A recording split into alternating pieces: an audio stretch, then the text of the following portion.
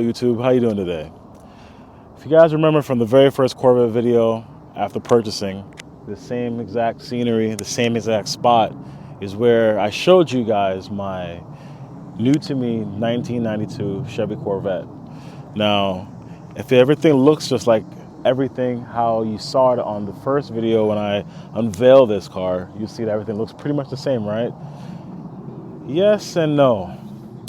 A little bit of a difference here. There's actually something a little bit different that I'm so excited that I got, and it's there finally. Look at the car. I got the car windows tinted. I didn't buy it like that. The wheels are black, but there's a little special something in those wheels. I finally went ahead and upgraded to newer style wheels. Well, newer staggered wheels as if I was looking for from the beginning. I told you from the past videos that I wish I had a staggered wheels. Well, a couple weeks ago, I actually looked online and I found a pair of ZR1 style C4 wheels, and I am so ecstatic that I got it. They look just like the old one, except these are wider. These are 17 by 11s and they have a look to them. If you look and see, the one thing I also do not like is the gap between the tire and the actual fender well. It's a huge gap right here. Let me see. Yeah, it's too much of a gap for me, I would say. But overall, it's not a bad looking car. It looks really, really nice. Cannot complain.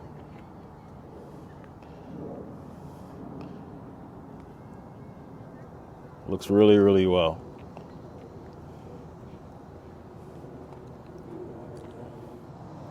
Now, as you can see, they're a lot wider than they were before. See on the bottom right there? See how much gap? These are 17 by 11s, and I am so excited to see how these unveiled. They look nice. The car drives a lot smoother, probably because the wheels are balanced. I don't know. Or maybe because it's wider, but it drives a lot smoother than it was. Better than the day I got it, I'll say that much. But it drives phenomenally well, and I can't complain, you know? So far, so good. Now, if you look at the stance of this car, it looks very, very nice. It looks meaner, looks more aggressive, looks more wider to me, which I adorably love, to the point where, oh man, it makes me not want to ever get rid of this car, just the way how it looks. So far, from the time I drove from here, from my house, I got 3 compliments. I even saw a red, if you're watching this, I saw a red C4 Corvette, probably like a light red car C4 Corvette. I think he waved and tried to like pop his headlights and give a wave back. That's me heading here. I saw him this morning, so that's pretty cool. So far I got 3 compliments. This is the only car I've ever driven where I have so many compliments. Every single day someone compliments me, and I'm not trying to knock on wood and kind of jinx myself, but it's kind of really cool because a lot of people on the road or see the car, they see that, oh man, it's a nice looking Corvette, and a lot of hate gets thrown upon these cars where it's not even hate at all. I really don't know why people don't really like it. If it's just for the OptiSpark, that's kind of ridiculous. And one thing I can say, it is hard to get out of. So I could probably say 2 things. The OptiSpark and getting out the car is probably the hardest thing. But this car looks amazing, don't you think? The one thing I don't like is basically the arch that sits right here.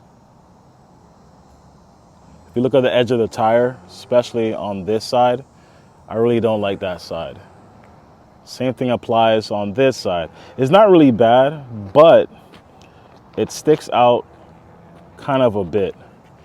But I love how it looks now compared to how it used to look. I have another video or an image before I actually swapped the wheels over. Actually, before and after I actually swapped the wheels over. And you can see the amount of difference it is.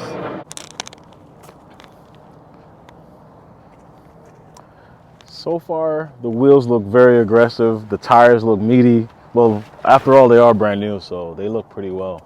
But I can't complain. It looks very, very well, and it's almost complete to how I want it to be.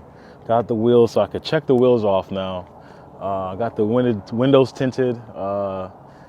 Changed the radio, updated the radio, pretty good. Upgraded the speakers as well. The speakers are a lot clearer, more crisp. Next thing I'm probably going to do now, looks like I'm ready to do the OptiSpark. I'm going to start with the OptiSpark, spark plugs, plug wires. You know what? You let me know in the comments what I should do next. Should I remove the OptiSpark and put the torque head conversion where it removes the OptiSpark and put an updated ignition system for the C4? It actually allows it to have the LS conversion actually, and that will be more reliable. From what the research I've been finding, it's more tunable. This is a 92, and I found out there's a year special issues with 92s. I didn't really realize about it, but it doesn't affect me, but I could work around it. As long as the car runs and performs well, it'll work fine for me. It is actually to delete the OptiSpark and put the torque head, which is basically removes the timing system, only leaves the crank sensor at the bottom, and the timing system gets put on top. It's a really pricey repair, but if I do it the right time, the first time, I will probably never have to worry about it again by eliminating the OptiSpark. I would tune these, but I really don't know. I want to modify it to be super fast. Like I said before in the last video, I plan on camming it. So once I do the tune-up, spark plugs, decide on what I'm going to do with the OptiSpark situation, I will be throwing cams, and I think I'll leave it at that, and that will be it. So far, I'm pretty much done and complete with the car. Like I said, the air conditioning works. I'm overall pleased to where I got it to be now. I'm very, very excited that I found my dream car. I fixed my dream car, and I'm slowly putting everything back together. This car is more than I could ever ask for, and it's like I'm so infatuated with this car. It's like I can't believe it's mine half the time, you know. And it's like it's a dream come true. Since I was 18 years old, well, I'm lying. Since I was 14 years old, I really liked the Impala SS and the 9C1 Caprices. I grew up in that era, so bear with me here. I bought my 7 Series, and I realized that the 7 Series was everything you could ask for in a luxury car. It was top dog, as Doug DeMuro says, in its era when it came out, and it is probably the best car I've ever owned to this day. It still is the best car I've ever owned. So I'm glad I got the 7 Series. Now I bought the Corvette. The Corvette is probably the best addition to the fleet, I would say. I don't think I'll ever get rid of this car anytime soon. 24 hours later. Day after all the repairs have been done, she looks nice. Wheels look nice. This Accord looks nice. Oh, didn't scratch it though. All right, this car is driving good, and again, very good, very modern.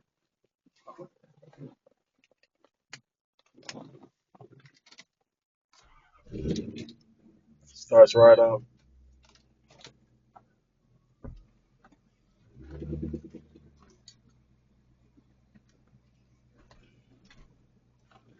So, let me take this turn.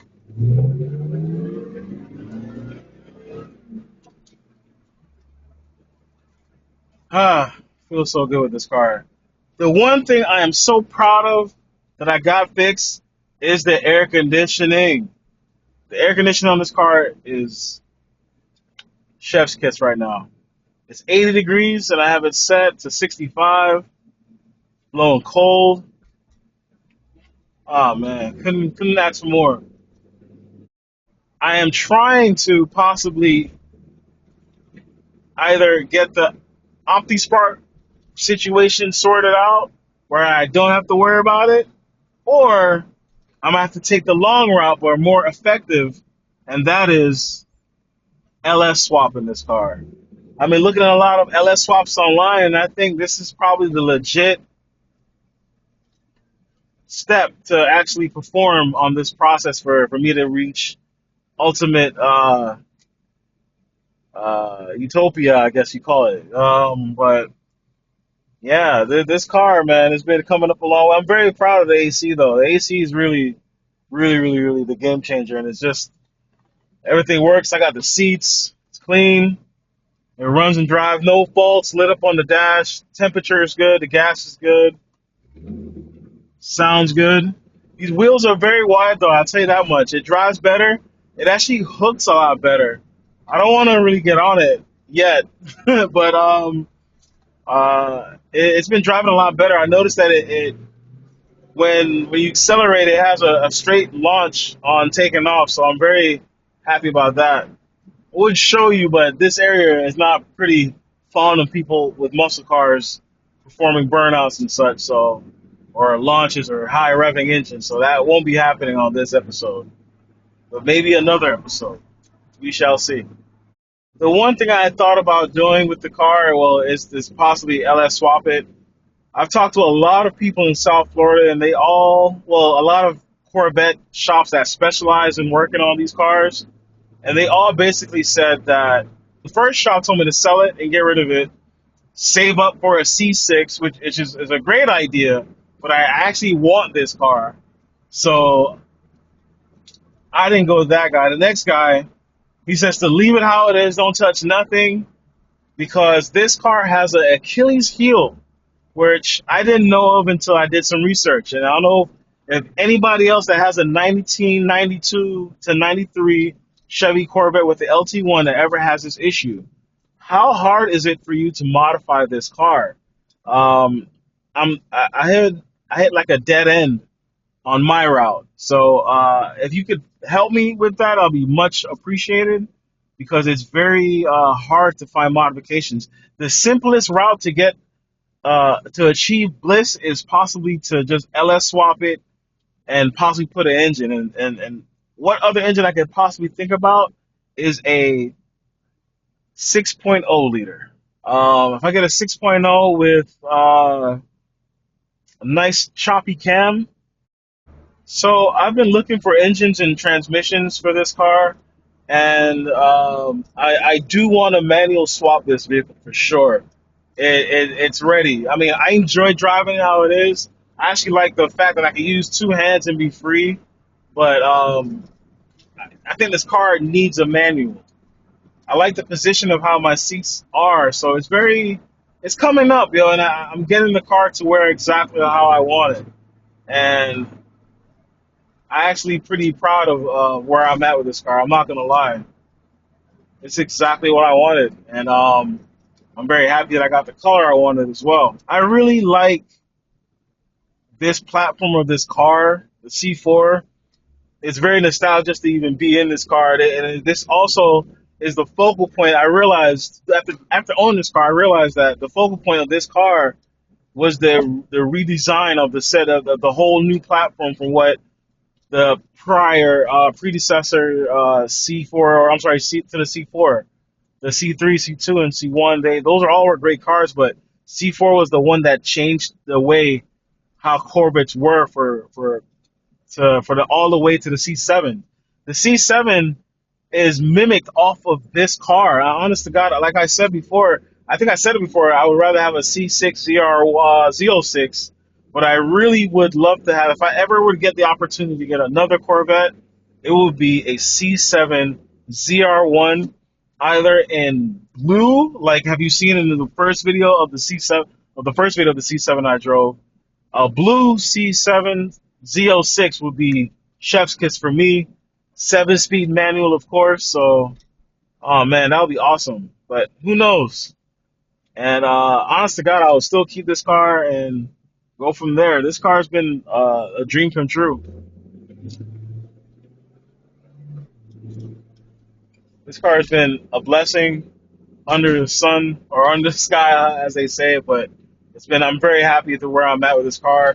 Again, the AC is. Oh man, I can't believe I got that fixed, yo. Like this car I purchased did not have AC, and I got AC, so I'm very, very, very happy. So until the next time, I guess, I have another video I'm going to be pulling out soon. So this year, 2026, should be something new. I should have a lot more content this year than last year. So we shall see. I thank you guys for watching. I thank for you guys being entertained to what I have in store for this C4 Corvette. But please like, share, and subscribe, and I'll see you on the next time.